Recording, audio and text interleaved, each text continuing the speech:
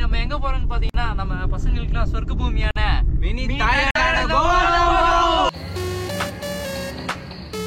Welcome to psycho travel. இன்னைக்கு நம்ம நேபாள் சீரீஸ்ல எங்க இருக்கோம்னு பாத்தீங்கன்னா நம்ம செகண்ட் ஸ்டேட்டான கோவால தாங்க இருக்கோம்.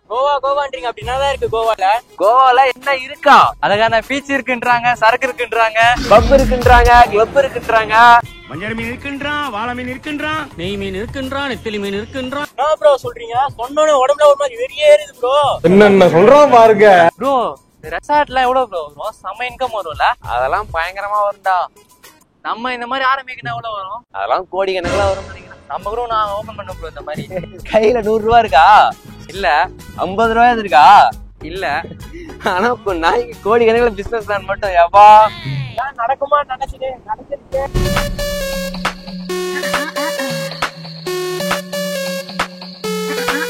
கோவா வரதெல்லாம் ஒரு காலத்துல கனவா இருந்துச்சு எனக்கு ப்ரோ. உண்மையுமே நிறைய பேருக்கு கோவா ஒரு கனவாவே போய்கிட்டு இருக்கு. கோவால கால் வச்சோடனே அந்த வைப்பு கால்ல தலைக்கு ஏறுது.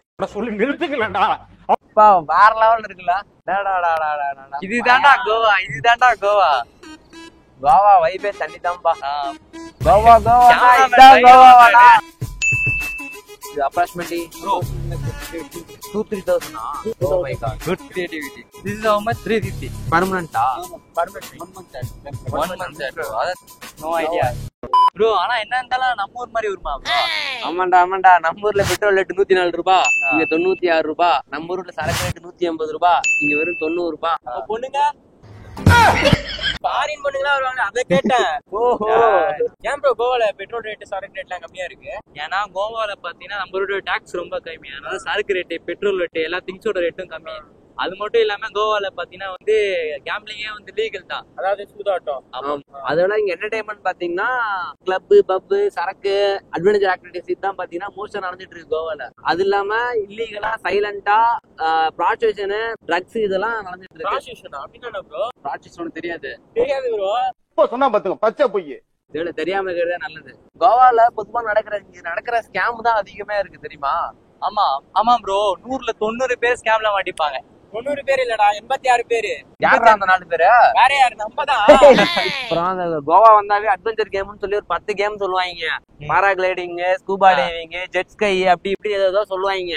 சொல்லிட்டு கடைசியில பாத்தீங்கன்னா வந்து அதுக்கு ஒரு 2000 ரூபாய் சொல்லி நம்ம கிட்ட பேரம் பேசி 1500 ரூபாய் 800 ரூபாய்க்குள்ள முடிச்சிருவானுங்க. சரி போனா போதும், சரி போய் தான் பாக்கலாம்னு போனோம். அங்கதான் இருக்கு ட்விஸ்ட். அதுக்குள்ள போறதுக்கே 100 ரூபாய் என்ட்ரன்ஸ் வர கேக்குறானுங்க. அந்த 1500 ரூபாய் இல்லாம அது 1500 ரூபாய் உள்ள போறதுக்கே 100 ரூபாய் என்ட்ரன்ஸ். சரி, அதுக்கப்புறம் சரி பாராகிளைடிங் போலான்னு உள்ள போனா அதுல ஹைட்டா பறக்கிறதுக்கு இன்னும் 200 ரூபாய் கேக்குறானுங்க. சரி இதுதான் சரி போகுது. சரி ஸ்கூபா டைவிங் போனா ஏய் தண்ணியில 2 முக்கி எடுக்கிற மாதிரி முக்கி எடுத்து அனுப்பி விடுறானுங்க. உள்ள 1 மைலும் தெரியல. என்ன ப்ரோ, அந்த விஜய் சேதுபதியுமே தண்ணிக்குள்ள கிளியரா தெரியும் நினைச்சோம். 1 மைலும் தெரியாது. ஆக மொத்தத்துல 1500 ரூபாய் தண்டம். கரெக்ட் தான். ஆக மொத்தம் 40 பேர் போனதுல 30 பேர் நம்ம ஊருக்காரங்க தான். பாரா, இதுல நமக்கு ஒரு சந்தோஷம்பா. ஏன்னு பார்த்தா நான் மட்டும் தான் தற்கொலை ஏமாந்து நினைச்சேன். கூட வந்து எல்லாருமே ஏமாந்துருக்காங்கல்ல, அதுல ஒரு சந்தோஷம். அதுல ஒரு சந்தோஷம். அவ்வளவுதான். போட்டு ஒரு டைம் அதெல்லாம் போட்டாதான் இந்த கோவாவே இதுவே கோவாக்கே அர்த்தம் அப்படின்னு நினைச்சுக்கிறாங்க யாரும்.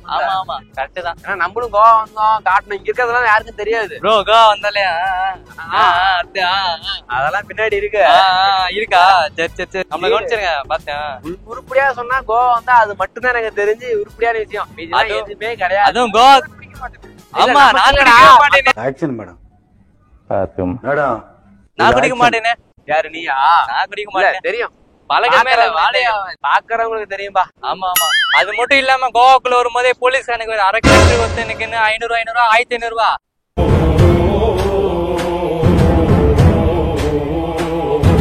அட்வென்ச்சர் ஆக்டிவிட்டி அதுக்கு ஒரு 1500. அது மட்டும் இல்லாம மச்சான் அது வேண்டா இது வேண்டா அந்த கடைக்கு போன இவனுக்கு கிட்ட கேட்பானுங்க. ரூமுக்கு வேற எல்லாம் சேர்த்து ஆளுக்கு 6000 ரூபாய், 4 பேருக்கு 24,000 ரூபாய் தண்டம். எதுக்குதான் கோவா வந்து போறேன்னு எங்களுக்கே தெரியல.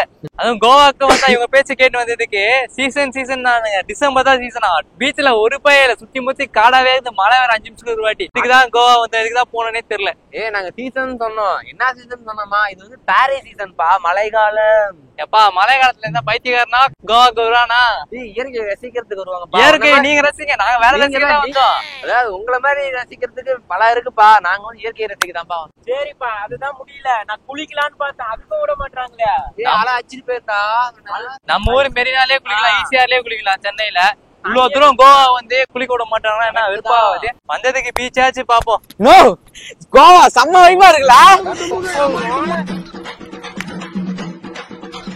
அம்முக்கு டும்முக்கு அம்மா